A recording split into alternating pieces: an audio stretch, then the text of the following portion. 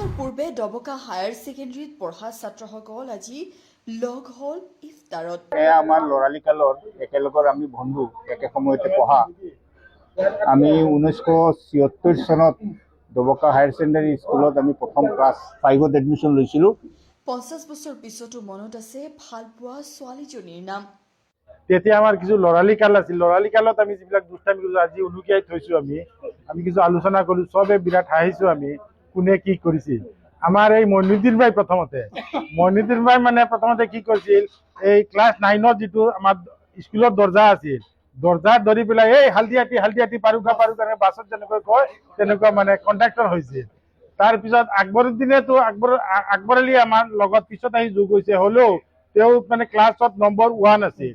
মাছুক আৰু আকবৰৰ মাজত কম্পিটিশ্যন আছিল, 1-2 এনেকুৱা দুজনৰ খুব কম্পিটিশ্যন হয়। আমি পিছে আছো আৰু তেওঁলোকৰ কেপ্টেইন হিচাপে, আমাৰ ক্লাছৰ কেপ্টেইন হিচাপে মাছুক আছিল। মই কিবা বিপদত পৰিলে মাছুকক প্ৰথমতে সোধো উত্তৰটো।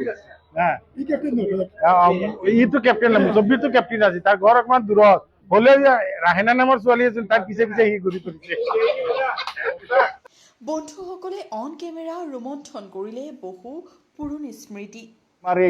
আমাৰ মুছব্বিৰ আলী, আমাৰ একেবাৰে সৰুকালৰ মুছব্বিৰ আলী, এবাৰ আমাৰ মাছুক আহমেদ, আমাৰ জৈনাল আবদিন, আমাৰ ৰাজউদ্দিন ভাই, মুছব্বিৰ আলী, তেখেত ইতিমধ্যে ৰিটায়াৰ্ড হ'ব আৰু 1 মাহমান আছে আৰু হজতো যাব, 17 দিন আছে, হজত যাব। তেওঁ MA স্কুলৰ হেডমাষ্টাৰ হয়।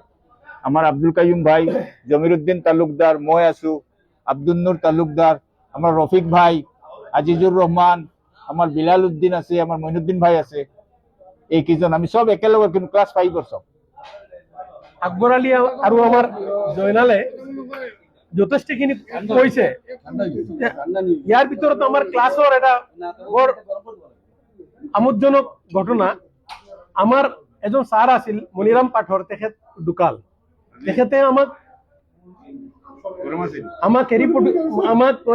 ছচিয়েল পঢ়াইছিল। ছচিয়েল পঢ়াওতে মানে কালচাৰ আৰু ফেষ্টিভেলৰ ওপৰত তেখেতে আমাক বুজাই আছিলে।